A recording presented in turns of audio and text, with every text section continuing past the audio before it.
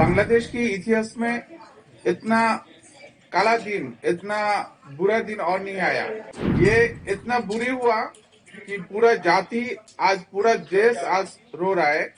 ये बंगाली के इतिहास में सबसे कलंक के दिन है। ये डेथ सेंटेंस नहीं है, ये पूरा जाति की डेथ कर दिया। अभी जैसे कि आपने देखा है, फॉर्मर बांग्लादेश पीएम शेख हसीना को डेथ सेंटेंस दिया है आईसीटी में, ढाका में। What's your comment on it? It is very unfortunately, ये बहुत ही बुरा हुआ मेरी कंट्री के लिए, मेरे पूरी सोसाइटी के लिए। बांग्लादेश के इतिहास में इतना काला दिन, इतना बुरा दिन और नहीं आया।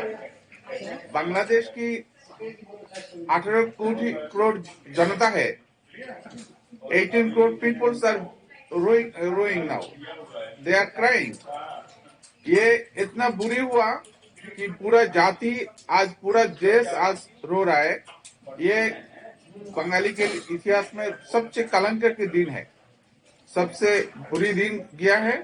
ये डेथ सेंटेंस नहीं है, ये पूरा जाति की डेथ कर दिया। अच्छा। ये यूनुस सरकार ने ये जाति को इतना बुरी हालत कर दिया कि इनका हालत क्या हो जाएगा। यूनुस को और यूनुस को गैंग को, जो आसिफ नजरुल, जो प्रोसिक्यूशन ये जो किया, ये जो साजिश किया, ये साजिश की खिलाफ पूरा बंगाली जनता, पूरा जाति, पूरे बंगाली कौम आज जाग रहा है, आज इसके खिलाफ आवाज उठा रहा है।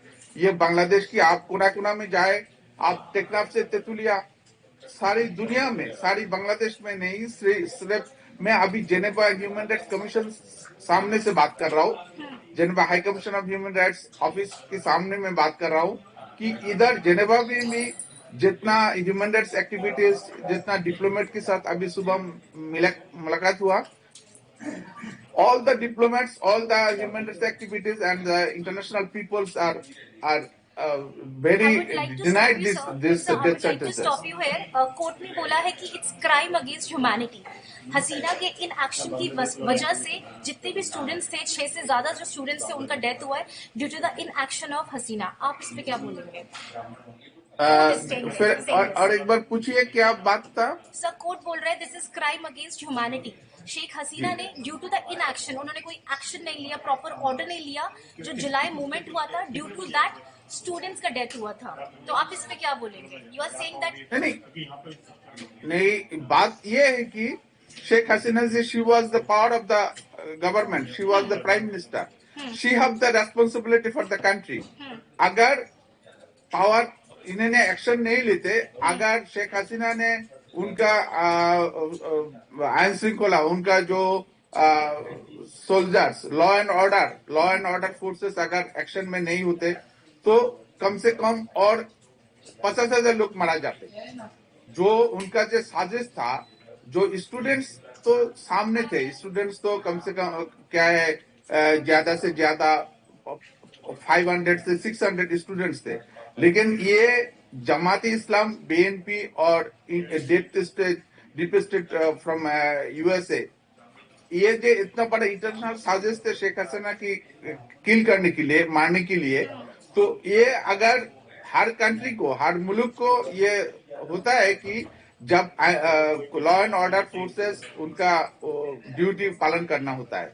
जैसे एक दिन पहले आज 17 नवंबर, मतलब 16 नवंबर में Dhaka police commissioner and Chittagong police commissioner, they have been declared, they have been ordered to law and order forces can be killing, they have to shoot order.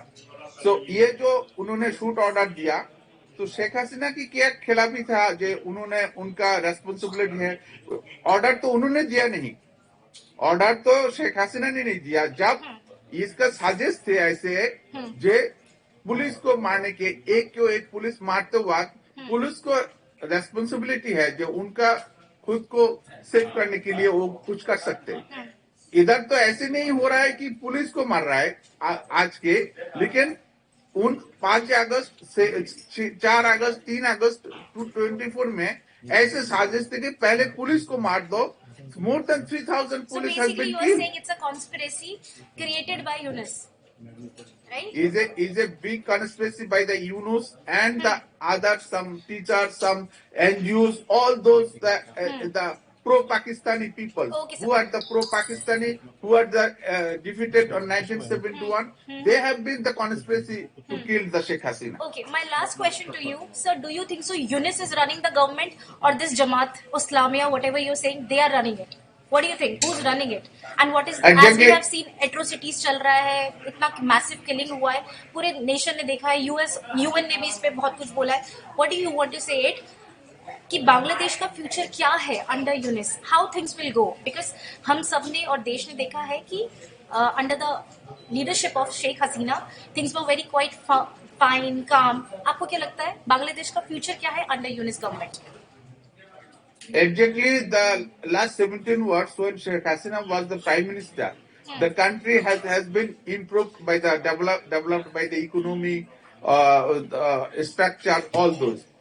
Sheikh Hasina की टाइम में जो हुआ था, जो बांग्लादेश अभी पीपल बोल रहे हैं आगे ही भालो छिलाम. It's been our previous time was more better. We have been fooded, we have been eat, we have been sleeping, there is a democracy, peaceful life.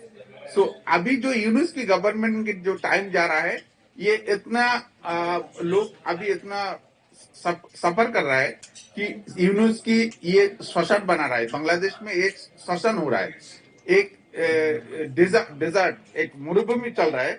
Bangladesh की लोग अभी रो रहा है शेख हसीना के लिए कि ये जिंदगी कैसे था, अभी क्या बुरी जिंदगी हो गया. ये इंटरनेशनली भी इतना फोकसिंग हो जाएगा कि यूनुस की नोबेल भी जाने वाला. यूनुस की जो नोबेल मिला है, जो खरीद कर किया, वो भी जाने वाला. यूनुस की हालत इन फ्यूचर में सबसे बुरी हालत होगा इन फ्यूचर में बांग्लादेश में. Okay sir, we are also getting to know कि आपकी पार्टी कॉन्टेस्ट भी नहीं लड़ सकती, इलेक्शंस नहीं लड़ सकती है. Is that so? Actually, I am not the activist for the Awami League. I am the human rights defender from Switzerland. But as a democratic party of the Awami League is the historical part of the independent Bangladesh.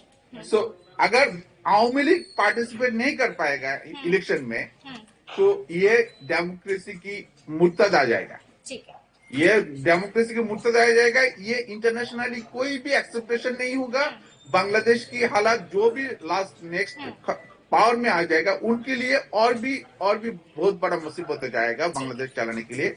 ऐसे बांग्लादेश की in future is coming on very dangerous situation in really. So basically you are saying Bangladesh is in dangerous situation right now, right?